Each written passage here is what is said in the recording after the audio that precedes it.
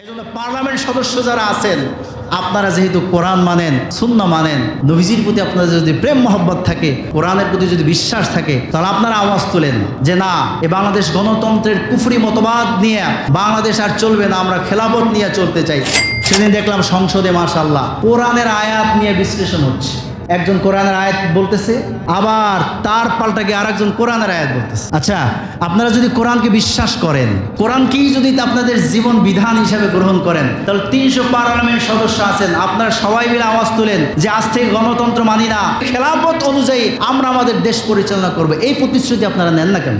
মানে কোরআন হাদিসকে যার যখন যতটুকু লাগবে অতটুকু নেয়, বুঝলেন? মানে যার স্বার্থে যতটুকু লাগে, যেই আয়াতটু লাগবে ওই আয়াতটু নেয়, যেটা লাগবে না ওইটা নেয় না। নাউজুবিল্লাহ পড়েন। অথচ আল্লাহ তাআলা কি বলেছেন? উদখুলু ফিস-সিলমি কাফা ওয়া লা তাত্তাবিউ খুতুওয়াতিশ শাইতান। তোমরা ইসলামে পরিপূর্ণভাবে প্রবেশ করো। আপনি যতটুকু ভালো লাগলো ততটুকু মানলেন, নিজের পক্ষের কথাটা কোরআন দিয়ে দলিল দিলেন, হাদিস দিয়ে দলিল দিলেন, আবার নিজের বিপক্ষে যেটা গেল সেইটা আপনি আর কোরআন হাদিসের ধার ধারলেন না। হলো কথাক্ষণ? জোরে বলেন।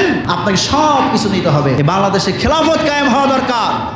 এই জন্য পার্লামেন্ট সদস্য যারা আছেন, আপনারা যেহেতু কোরআন মানেন, সুন্নাহ মানেন, নবীজির প্রতি আপনাদের যদি প্রেম মহব্বত থাকে, কোরআনের প্রতি যদি বিশ্বাস থাকে, তাহলে আপনারা আওয়াজ তোলেন এ বাংলাদেশ গণতন্ত্রের কুফরি মতবাদ নিয়ে বাংলাদেশ আর চলবে না, আমরা খেলাফত নিয়ে চলতে চাই।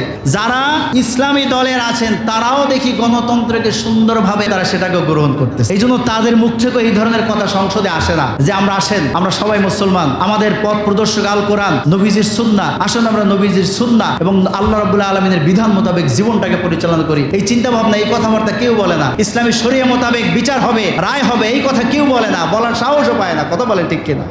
কারণ গণতন্ত্রের বেড়া জালে এমন ভাবে আটকায়া গেছে, ওইখান থেকে আর বের হতে পারছে না। আল্লাহ তাআলা আমাদের এই জাতিকে হেফাজত করুন, বলুন আল্লাহুম্মা আমিন। আল্লাহর দ্বীনকে হেফাজত করুন, বলুন আল্লাহুম্মা আমিন।